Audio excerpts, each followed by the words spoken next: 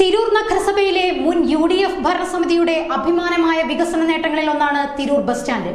എന്നാൽ പുതിയ UDF ഭരണസമിതിയോ അതല്ലെങ്കിൽ കരാറുകാരനൊപ്പം നിന്ന് ഉദ്യോഗസ്ഥ ലോബിയോ കേരളത്തിൽ തന്നെ ഏറ്റവും സുന്ദരമായി നിർമ്മിച്ച ഈ ബസ് സ്റ്റാൻഡിനെ നശിപ്പിക്കുന്ന പ്രവൃത്തിയാൽ മുന്നോട്ടു പോകുമ്പോൾ ഇതെല്ലാം ചോദ്യം ചെയ്യേണ്ട പ്രതിപക്ഷം ഞങ്ങളൊന്നും അറിഞ്ഞില്ല എന്ന രീതിയിൽ മൗനം പാലിക്കുകയാണോ?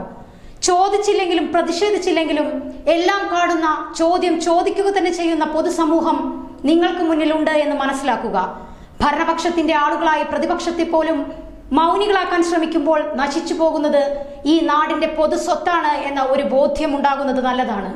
തിരൂരിലെ മുൻ UDF ഭരണസമിതിയുടെ വികസനങ്ങളിൽ ഏറ്റവും വലുത് എന്ന് തന്നെ വിശേഷിപ്പിക്കാവുന്ന തിരൂർ ബസ് സ്റ്റാൻഡ് പുതിയ UDF ഭരണസമിതി നശിപ്പിക്കുന്ന ചിത്രങ്ങളാണ് തെളിയുന്നത്.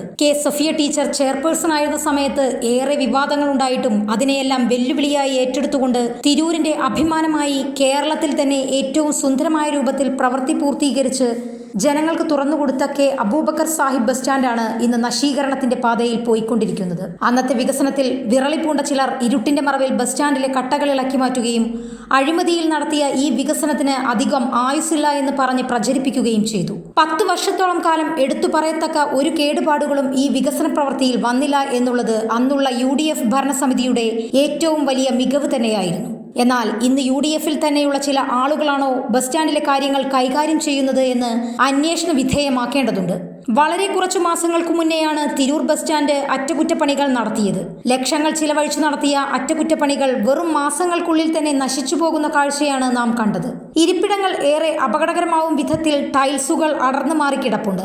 ഇരിക്കുന്നവർ ശ്രദ്ധിച്ചില്ലെങ്കിൽ ഇത് വലിയ അപകടത്തിന് കാരണമാകും. ടൈൽസുകൾ അടർന്നു മാറിയ സ്ഥലങ്ങളിൽ കണ്ണിൽ പൊടിയിടാനെന്നോണം കോൺക്രീറ്റ് ചെയ്ത് സംരക്ഷിക്കേണ്ട തൂണുകൾ ശരിയായി സിമന്റ് പോലും ഇടാതെ അതിനു മുകളിൽ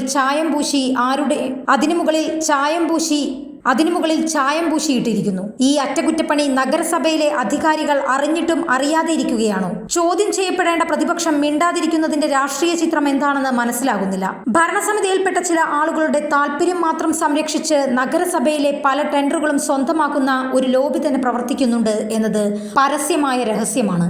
ഇതൊക്കെ പകൽ വെളിച്ചം പോലെ വ്യക്തമായിട്ടും കണ്ടില്ലെന്ന് നടിക്കുകയാണോ പ്രതിപക്ഷം? കരാറുകാരന്റെ വാഹനത്തിൽ ഉദ്യോഗസ്ഥർ രാത്രി സമയങ്ങളിൽ വന്ന് അളവെടുക്കുന്നു എന്ന ചില സംസാരങ്ങളും ഞങ്ങൾ കേൾക്കാനിടയായി. എന്തു തന്നെയായാലും ഇതിന്റെ സത്യാവസ്ഥ ഞങ്ങൾ പുറത്തു കൊണ്ടുവരിക തന്നെ ചെയ്യും. വരും ദിവസങ്ങളിലും തിരൂർ നഗരസഭയിലെ ഇത്തരത്തിലുള്ള കാര്യങ്ങൾ വിവരാകാശ രേഖയിലൂടെ തന്നെ പുറത്തു കൊണ്ടുവരാനാണ് News 99 ചാനൽ ടീം പ്രവർത്തിക്കുന്നത്. News 99 തിരൂർ. ഓരോ മുഹൂർത്തങ്ങൾക്കും അതിൻ്റെതായ സന്തോഷങ്ങളുണ്ട്. അതിൽ ചിലത് ഒരിക്കലും മറക്കാൻ പറ്റാത്തതും. Azad gold and diamonds, Thazhepalam, Tirur.